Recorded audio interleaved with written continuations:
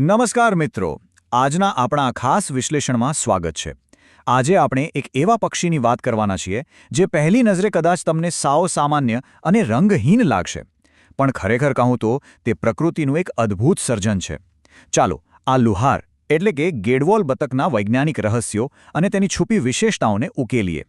આ વિશ્લેષણ પ્રકૃતિ અભ્યાસુ પ્રકાશચંદ્ર કે સોલંકી પ્રણયના ગુજરાતમાં જોવા મળતા તમામ 600થી વધુ પક્ષીઓનો વૈજ્ઞાનિક પરિચય આપતા 7 ખંડોમાં પથરાયેલા વિહંગ વિશ્વ ગુજરાતની પક્ષી સંપદા નામના મહાગ્રંથના મૂળ લેખના આધારે તૈયાર કરવામાં આવ્યું છે।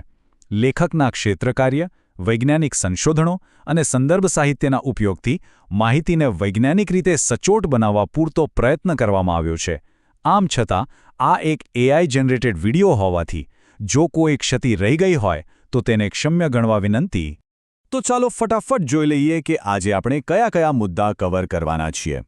આપણે શરૂઆત કરીશું તેની વૈજ્ઞાનિક ઓળખ અને નામકરણથી, ત્યારબાદ તેની શારીરિક રચના અને દેખાવ, ભૌગોલિક વ્યાપ અને સ્થળાંતર, આહાર અને આહાર પદ્ધતિ, અવાજ અને વર્તણૂક, અને અંતે તેનું ઇકોલોજીકલ મહત્વ અને સ્થિતિ સમજીશું। વિભાગ 1, વૈજ્ઞાનિક ઓળખ અને નામકરણ। 1758માં કાર્લ લિનિયસ દ્વારા આપેલું નામકરણ આ એનાટીડે પરિવારના સભ્યને સમજવા માટે એક બહુ જ મજબૂત આધાર પૂરો પાડે છે। હવે વિજ્ઞાન કેવી રીતે સતત બદલાતું રહે છે તે જોવું બહુ રસપ્રદ છે। પહેલાં આ પક્ષીને એનાસ પ્રજાતિમાં એટલે કે અનાસ સ્ટ્રેપેરા તરીકે ઓળખવામાં આવતું, પણ પછી શું થયું? આધુનિક જેનેટિક અભ્યાસોએ સાબિત કર્યું કે આ બતક ખરેખર અન્ય કેટલીક સપાટી પર તરતી બતકો સાથે એક અલગ જ પ્રજાતિ ધરાવે છે, અને એટલે જ તેને મારેકા સ્ટ્રેપેરા તરીકે એક નવું, સચોટ વૈજ્ઞાનિક સ્થાન મળ્યું। તમને કદાચ થશે કે આ નામોનો અર્થ શું છે? તો જુઓ, મારેકા શબ્દ સ્પેનિશ મૂળના શબ્દ મારિકા પરથી આવ્યો છે, જેનો સીધો સાદો અર્થ થાય છે બતક, પણ અસલી મજા બીજા શબ્દમાં છે, સ્ટ્રેપેરા। લેટિન ભાષામાં આનો અર્થ થાય છે ખડખડાટ કરતું અથવા ઘોંઘાટ કરતું। આ શબ્દ તેના એક ખાસ વર્તન અને અવાજ તરફ ઇશારો કરે છે। કેવી રીતે એ આપણે આગળ ચોક્કસ જોઈશું। આગળ વધીએ વિભાગ 2 તરફ, શારીરિક રચના અને દેખાવ। આ લુહાર એક મધ્યમ કદની બતક છે। તેનું શરીર આશરે 46થી 58 સેન્ટીમીટર જેટલું લાંબુ અને વજન 850થી 1000 ગ્રામની આસપાસ હોય છે। હવે દેખાવની વાત કરીએ તો નર અને માદા બતકના શારીરિક તફાવતો એકદમ સ્પષ્ટ છે। નર બતક મુખ્યત્વે રાખોડી ભૂખરા રંગનો હોય છે, જેના શરીર પર ઝીણા પટ્ટાઓ અને ટપકાઓ હોય છે, અને હા, તેની ચાંચ કાળી હોય છે। દૂરથી જુઓ તો તે સાવ સાદો દેખાય, જ્યારે માદાનો રંગ નર કરતાં વધુ બદામી અને ઝાંખો હોય છે। પણ આશ્ચર્યજનક વાત એ છે કે બિનપ્રજનન ઋતુમાં નર પણ પોતાનો દેખાવ બદલી રાખે છે અને બિલકુલ માદા જેવો જ ઝાંખો બની જાય છે। પણ રોકાઈ જાઓ, આ સાદા દેખાતા પક્ષીમાં એક છુપાયેલું રહસ્ય છે, જેને આપણે સ્પેક્યુલમ કહીએ છીએ। નરની પાંખની મધ્યમાં એકદમ ઉડીને આંખે વળગે એવો સફેદ રંગનો પટ્ટો હોય છે, જે કાળા રંગથી ઘેરાયેલો હોય છે। જ્યારે આ બતક ઉડતી હોય કે આરામ કરતી હોય ત્યારે આ સફેદ પટ્ટો સ્પષ્ટ દેખાય છે, અને આ જ વસ્તુ લુહારને અન્ય ભૂખરી બતકોથી તદ્દન અલગ પાડે છે। ખરેખર આ તેની સૌથી મોટી અને પાક્કી ઓળખ છે।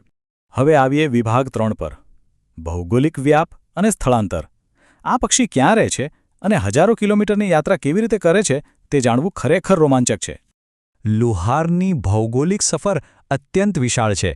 આમ તો તે મુખ્યત્વે મીઠા પાણીના જળાશયો, તળાવ અને ધીમા વહેણવાળી નદીઓમાં રહેવાનું પસંદ કરે છે।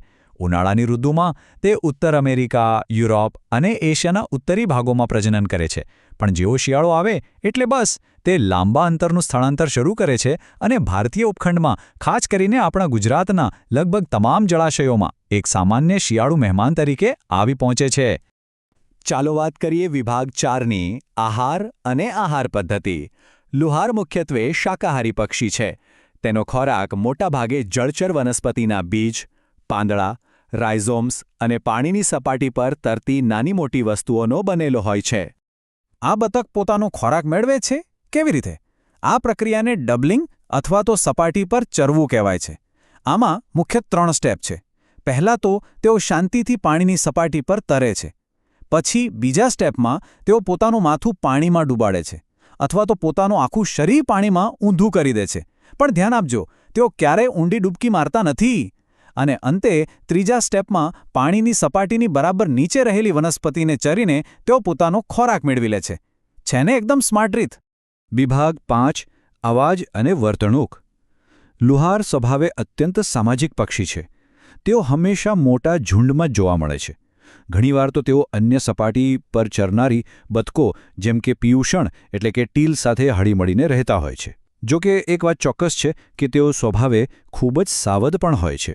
તમને યાદ છે આપણે શરૂઆતમાં તેના લેટિન નામ સ્ટ્રેપેરાની વાત કરી હતી.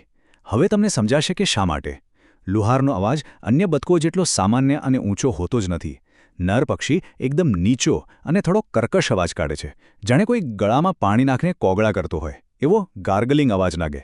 જ્યારે માદા મોટેથી અને કર્કશ ક્વેક ક્વેક એવો અવાજ કરે છે. બસ આ વિશિષ્ટ અવાજો જ તેના નામ સ્ટ્રેપેરાને સંપૂર્ણ રીતે સાર્થક કરે છે. હવે પહોંચી ગયા છીએ અંતિમ અને સૌથી મહત્વના વિભાગ 6 પર, ઇકોલોજીકલ મહત્વ અને સ્થિતિ.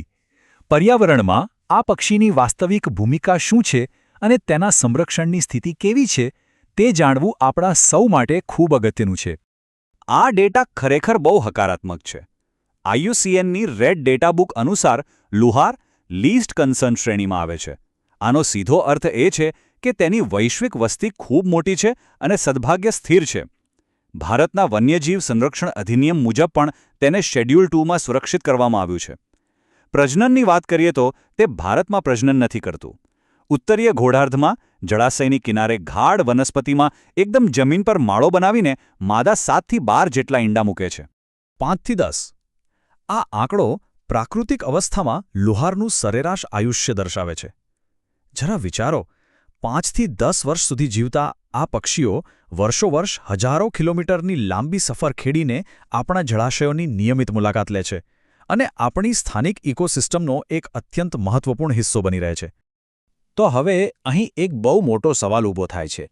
આ સાદું અને સાવ સામાન્ય લાગતું પક્ષી જ્યારે આપણા સ્થાનિક તળાવો કે જળાશયોમાં જોવા મળે ત્યારે તેનો વાસ્તવિક અર્થ શું થાય છે?